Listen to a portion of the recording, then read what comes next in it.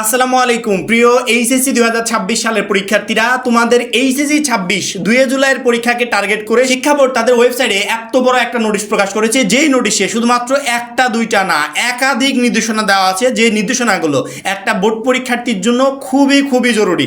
আর নয়, প্রত্যেকটা বোর্ড পরীক্ষার্থীর পরীক্ষার হলে যাওয়ার আগে এই নির্দেশনাগুলো একবার হলেও দেখা উচিত। মাত্র 310 টাকায় শেষ মুহূর্তে আমাদের এইচএসসি 26 টার্গেটে প্লাস কোর্সে যুক্ত হলে পেয়ে যাচ্ছ সকল সাবজেক্টের সাজেশন, সকল গ্রুপের পিডিএফ ও ক্লাস আকারে, বিগত বছরগুলোর বোর্ড এমসিকিউ উত্তর সহ পিডিএফ আকারে, প্রত্যেকটা সাবজেক্টের প্রত্যেকটা চ্যাপ্টার ওয়াইজ জ্ঞানমূলক অনুধাবনমূলক প্রশ্ন উত্তর পিডিএফ আকারে, ইংরেজি গ্রামার অংশে শর্টকাট টেকনিক ও দুর্দান্ত সব রেকর্ডেড ক্লাসেস, লিখিত অংশে শর্টকাট টেকনিক ও রেকর্ডেড ক্লাসেস, এইচএসসি পর্যায়ের সবচেয়ে কঠিন সাবজেক্ট আইসিটির শেষ মুহূর্তের দুর্দান্ত সব রেকর্ডেড ক্লাস, এছাড়া পড়াশোনা রুটিন, এ প্লাস গাইডলাইন সবকিছু থাকছে মাত্র এই 310 টাকার কোর্সে। যারা এখনো আমাদের কোর্সে যুক্ত হও নাই, খুবই দ্রুত করো। আমাদের কোর্সে যুক্ত হতে ভিডিওতে দেওয়া নম্বরে 310 টাকা কোর্স ফি পাঠিয়ে এই নম্বরই হোয়াটসঅ্যাপে আমাকে জানাবে কোর্স ফি পাঠিয়েছি, সাথে তোমাকে গ্রুপে যুক্ত করে নিব। তখন থেকে তোমার ক্লাস প্রস্তুতি শুরু হয়ে যাবে। এখানে অনেক নির্দেশনা দেওয়া আছে, অর্থাৎ A to Z নির্দেশনা। তোমার পরীক্ষার শুরু থেকে শেষ পর্যন্ত কখন, কিভাবে, কোথায় কি করতে হবে, কি করলে কি সমস্যা হবে, কি করলে কি সমস্যা হবে না, কিভাবে প্রবলেমগুলো এড়িয়ে চলবে, এভরিথিং নিয়ে আলোচনা করা হয়েছে। সেক্ষেত্রে আমার মনে হয় বোর্ড পরীক্ষার্থীর প্রত্যেকের ক্ষেত্রে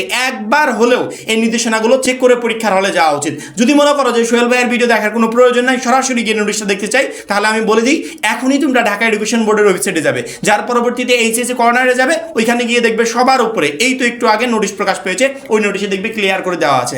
আর যারা আমাকে চোখ বন্ধ করে ভরসা করো, কোথাও যাওয়ার দরকার নেই, আমি নোটিশের ইম্পর্টেন্ট পয়েন্টগুলো তোমাদেরকে একটু পড়ে শোনাচ্ছি।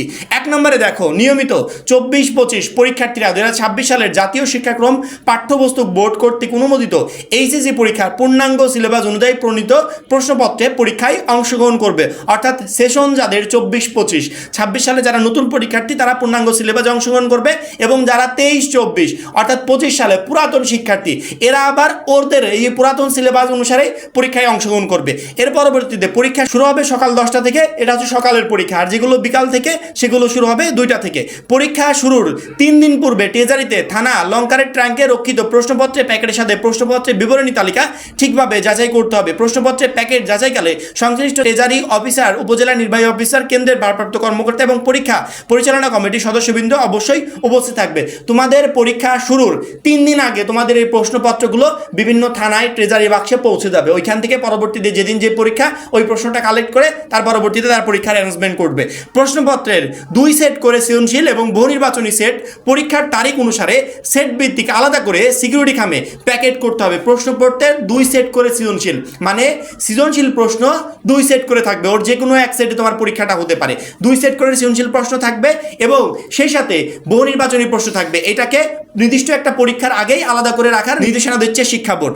প্রশ্নপত্রের প্যাকেট যাচাইয়ের দিনে সংশ্লিষ্ট ব্যক্তিদের উপস্থিতিতে তারিখ ভিত্তিক প্রশ্নপত্রের প্যাকেট সাজিয়ে খামে গাম লাগিয়ে এবং কার্টুন টেপে যথাযথভাবে মুড়িয়ে নিতে হবে, এবং সিকিউরিটি খামের উপর পরীক্ষার তারিখ, বিষয় কোড, সেট কোড অবশ্যই লিখতে হবে। এই বিষয়ে কোনো ত্রুটি পরিলক্ষিত হলে তা কেন্দ্রের ভারপ্রাপ্ত কর্মকর্তাদের দায়িত্বে অবহেলা বলে গণ্য হবে। প্রতি বছর আমরা একটা বিষয় খেয়াল করে দেখি যে পরীক্ষা, মনে করো আজকে ইংরেজি প্রথম পত্র পরীক্ষা, কিন্তু ইংরেজি দ্বিতীয় পত্র প্রশ্ন দিয়ে ফেলছে। মানে কয়েকদিন আগে যে এসএসসি পরীক্ষা হলো না, এই পরীক্ষার ক্ষেত্রে এমনটা হয়েছে। মানে আজকে যে পরীক্ষাটা হচ্ছে সেই পরীক্ষার প্রশ্ন না দিয়ে পরের পরীক্ষার প্রশ্ন দিয়ে ফেলেছে, এরকম একটা পরিস্থিতি তৈরি হয়ে যায়। আবার অনেক সময় দেখা যায় যে ভুল প্রশ্নে তারা পরীক্ষা নেয়। তো এই ধরনের অনাকাঙ্ক্ষিত কোনো ঘটনা যাতে না ঘটে, সেজন্য শিক্ষা বোর্ড আগেই তাদেরকে রেডি করে থাকতে বলছে। পরবর্তীতে নিচে আরেকটা গুরুত্বপূর্ণ পয়েন্ট দেখো, মোবাইল ফোনে সেট কোডের SMS পাওয়ার পর দায়িত্বপ্রাপ্ত ট্যাগ অফিসার পুলিশ অফিসারকে পরিদর্শনের পর সেট কোড নিশ্চিত হয়ে ফয়েল প্যাকেটে অমোচনীয় কলম দিয়ে স্বাক্ষর করার পর প্রশ্নপত্রের প্যাকেট খুলতে হবে। এইটা ভেরি ইম্পর্টেন্ট।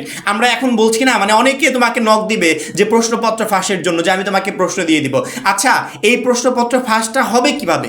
মানে পরীক্ষা শুরুর আধা ঘন্টা আগেই একটা কেন্দ্র জানতে পারবে যে কোন প্রশ্নে তাদেরকে পরীক্ষা নিতে হবে, তাও সেটা মোবাইল ফোনে SMS এর মাধ্যমে। তাহলে আগে থেকে একজন কিভাবে তোমাকে প্রশ্ন দিবে? যদি এই ধরনের প্রলোভন কেউ দেখিয়ে থাকে, টোটালি সেটাকে অ্যাভয়েড করবে। কারণ কি, প্রশ্ন ফাঁস আপাতত 26 সালে এসে কোনোভাবে পসিবল না, এটা টোটালি অ্যাভয়েড করবে এবং নিজের গুরুত্বপূর্ণ সময়টা এই প্রশ্ন ফাঁসের মাসের পিছনে ওয়েস্ট করবে না। কারণ কি, একটা কেন্দ্র পরীক্ষার আধা ঘন্টা আগে ব্যতীত তারা নিজেরাও জানবে না যে কোন প্রশ্নপত্রে তাদেরকে পরীক্ষা নিতে হবে। বোর্ড থেকে নির্দেশনা দিবে এসএমএস এর মাধ্যমে, পরবর্তীতে সেই প্রশ্নপত্রে খামটা খুলে তোমাদের পরীক্ষার অ্যারেঞ্জমেন্ট তারা করবে। এই জায়গায় প্রত্যেকটা শিক্ষার্থী একটু ক্লিয়ার থাকার চেষ্টা করবে। 5 ফুট বা 6 ফুট লম্বা বেঞ্চে 2 জন এবং 4 ফুট লম্বা বেঞ্চে একজনের আসন ব্যবস্থা করতে হবে, কোনো অবস্থাতে এর ব্যতিক্রম করা যাবে না। সিট প্ল্যানিং সাধারণত কিভাবে হয় এই রিলেটেড আমি যদিও একটা ভিডিও দিব, তারপরে একটু বলে দিই। যেই বেঞ্চগুলো 4 ফুট বা 6 ফুট লম্বা এই বেঞ্চে 2 জন করে শিক্ষার্থী বসবে, এবং যেই বেঞ্চগুলো 4 ফুট লম্বা এই বেঞ্চে 1 জন করে শিক্ষার্থী বসবে। 5 থেকে 6 ফুট লম্বা হলে 2 জন, আর 4 ফুট লম্বা হলে 1 জন। অর্থাৎ আমরা সাধারণত আমাদের কলেজ পর্যায়ে দেখি না যে ছোট ছোট যে বেঞ্চগুলো থাকে ওইখানে 1 জন করে বসবে, হয়তো এই মাথায় 1 জন, ওই মাথায় 1 জন, এইভাবে তারা জেড সিস্টেম বা এন সিস্টেমে করেও তারা বসাতে পারে। আবার যেই বেঞ্চগুলো 6 ফুট লম্বা ওইখানে আবার 2 জন করে বসাবে, এই মাথায় 1 জন, ওই মাথায় 1 জন, এরকম সিস্টেম করে তারা সিট প্ল্যানিংটা করবে। আরেকটা গুরুত্বপূর্ণ বিষয় যেটা আমি বারবার করে শিক্ষার্থীদেরকে সতর্ক করছিলাম সেটা হচ্ছে প্রশ্নপত্র রিলেটেড।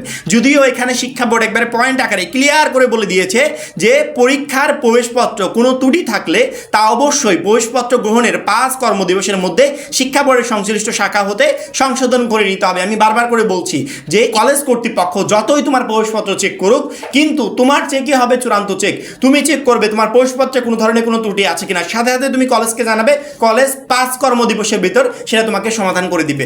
তৎক্ষণাৎ যদি এটা সমাধান না করতে পারো, পরবর্তী ডকুমেন্টসগুলো যদি তোমার ভুল আসে, সার্টিফিকেট পর্যন্ত ভুল আসে, এর জন্য দায়ভার কিন্তু অন্য কেউ নিবে না, এটা তোমাকেই এই ঝামেলা বহন করতে হবে। বোর্ডে শুধুমাত্র একের পরে ঘোরাঘুরি করবে, স্যান্ডেলের পর স্যান্ডেল ক্ষয় হয়ে যাবে, তারপরও এটা সমাধান করতে পারবে কিনা সন্দেহ। এই জন্য প্রবেশপত্র হাতে পাওয়ার সাথে সাথে এটা চেক করবে, যেখানে বোর্ডও বারবার করে শিক্ষার্থীদেরকে সতর্ক করে দিচ্ছে। পরীক্ষা চলাকালীন প্রতিষ্ঠানের সকল ক্লাস বন্ধ রাখতে হবে পরীক্ষা শেষ হওয়ার পরে, এবং সময়সূচিতে যেদিন পরীক্ষা নেই সেদিন নিয়মিত শ্রেণী কার্যক্রম চালু রাখা হবে। পরীক্ষার রেজিস্ট্রেশন কার্ড প্রবেশপত্রে উল্লেখিত বিষয়ের বাইরে অন্য কোনো বিষয়ের পরীক্ষা গ্রহণ করা যাবে না। এই বিষয়ে কোনো জটিলতা তৈরি হলে সেজন্য কেন্দ্রের ভারপ্রাপ্ত কর্মকর্তা দায়ী থাকবে। পরীক্ষা শুরুর পরপরই কেন্দ্রের টয়লেট সমূহ তল্লাশি করাতে হবে, এবং কোনো ধরনের নকলের সামগ্রী পাওয়া গেলে তা ফেলে দিতে হবে। অর্থাৎ পরীক্ষা স্টার্টের সাথে সাথে টয়লেটগুলো তল্লাশি করবে। আমরা দেখেছিলাম যে শিক্ষামন্ত্রীও কয়েকদিন আগে এটা বলছিল যে প্রত্যেকটা বাথরুমও তল্লাশি করা হবে, যাতে কোনো জায়গায় কোনো নকল বা অন্যান্য কোনো কাগজ না থাকে। এবং আমাকে একটা প্রশ্ন শিক্ষার্থীরা বারবার করে বলছিল যে সাইলেন্স এক্সপেল, আমরা দেখেছিলাম যে এসএসসি পরীক্ষার ক্ষেত্রে এই ধরনের একটা কথা আসছিল, এইচএসসি পরীক্ষার ক্ষেত্রে এটা থাকবে কিনা। না, এটা এসএসসি বা এইচএসসি কোনো বোর্ড পরীক্ষার ক্ষেত্রে থাকবে না। শিক্ষামন্ত্রী নিজে ঘোষণা দিয়ে এটা বাদ দিয়ে দিয়েছে যে এই ধরনের কোনো কিছু আমরা করতে চাচ্ছি না। শুধুমাত্র এই নোটিশই না, এখানে মিনিমাম 25 থেকে 30টা পয়েন্ট উল্লেখ আছে, যার প্রত্যেকটা পয়েন্ট প্রত্যেকটা শিক্ষার্থীর জন্য গুরুত্বপূর্ণ। এই জন্য আমার মনে হয় প্রত্যেকটা শিক্ষার্থীর একটু বোর্ডের ওয়েবসাইটে গিয়ে প্রত্যেকটা পয়েন্ট একটু চেক করে দেখা উচিত যে আমাকে বোর্ড পরীক্ষার হলে কি করতে হবে আর কি করতে হবে না। তারপরেও ইম্পর্টেন্ট যে পয়েন্টগুলো ছিল সেগুলো আমি প্রত্যেকটা শিক্ষার্থীকে বলে দিয়েছি। এখানে আরেকটা গুরুত্বপূর্ণ পয়েন্ট, পরীক্ষার্থীরা কাঁটাযুক্ত ঘড়ি ব্যতীত অন্য কোনো ঘড়ি পরীক্ষার কেন্দ্রে নিয়ে প্রবেশ করতে পারবে না। অর্থাৎ কাঁটাযুক্ত ঘড়ি তুমি পরীক্ষার কেন্দ্রে নিতে পারবে। এছাড়া যে ডিজিটাল ঘড়িগুলো আছে বা আমাদের যে স্মার্ট ঘড়িগুলো আছে, আমরা অনেক সময় দেখি যে ঘড়িতে অনেক কিছু সেভ করে রাখা যায় মোবাইল ফোনের মতো, এই ধরনের কোনো ঘড়ি পরীক্ষার হলে অ্যালাউ হবে না। শুধুমাত্র কাঁটাযুক্ত ঘড়ি পরীক্ষার হলে নিতে পারবে। যদি অন্যান্য কোনো টাইপের ঘড়ি পরীক্ষার হলে নাও, সেক্ষেত্রে তুমি ঝামেলায় পড়তে পারো। এছাড়া আরো অনেকগুলো পয়েন্ট আছে যার প্রত্যেকটা বোর্ড পরীক্ষার্থীদের জন্য গুরুত্বপূর্ণ। আমার পক্ষ থেকে যেগুলো ইম্পর্টেন্ট মনে হয়েছে সেগুলো আমি তোমাদেরকে জানিয়ে দিয়েছি, কিন্তু তারপরেও যদি তোমাদের কনফিউশন থাকে আমি বলবো নোটিশটা পুরোপুরি পড়ে পুরো বিষয়টা ক্লিয়ার হওয়ার জন্য, যাতে বোর্ড পরীক্ষার হলে কোনো ধরনের কোনো ঝামেলায় তোমাকে আপাতত পড়তে না হয়। শুধুমাত্র এই নোটিশ না, বোর্ড এর পরে পর্যায়ক্রমে 1 by 1 অনেক গুরুত্বপূর্ণ নোটিশ প্রকাশ করবে। যে কোনো নোটিশের জন্য শিক্ষা বোর্ডের ওয়েবসাইটেও খোঁজে রাখতে হবে না, তোমাকে কোনো ঝামেলাও করতে হবে না। শুধুমাত্র অলওয়েজ আপডেট চ্যানেলটা সাবস্ক্রাইব করে পাশে বেল আইকনটাতে ক্লিক করে রাখবে। যখন যে আপডেটটা আসবে তৎক্ষণাৎ ভিডিওর মাধ্যমে তোমাদেরকে জানিয়ে দিব। এবং পরীক্ষার একবারে শেষ পর্যায়ে এসে আমরা একবার শেষ মুহূর্তের প্রিপারেশন নিচ্ছি। ইতিমধ্যে আমাদের প্রায় 9000 শিক্ষার্থী শেষ মুহূর্তের প্রস্তুতিটাকে গুছিয়ে ফেলছে। এই জন্য যারা এখনো আমাদের মাত্র 310 টাকার এইচএসসি 26 টার্গেট প্লাস কোর্সে যুক্ত হও নাই, খুবই দ্রুত যুক্ত হয়ে যাবে। কারণ কি আমাদের কোর্সে যুক্ত হলে শেষ মুহূর্তে তুমি একটা এ প্লাস প্রিপারেশন নিয়ে পরীক্ষার হলে যেতে পারবে। এই জন্য যারা কোর্সে এখনো যুক্ত হও নাই, খুবই দ্রুত যুক্ত হয়ে যাবে। সবাই ভালো থাকবে, সুস্থ থাকবে, আল্লাহ হাফেজ।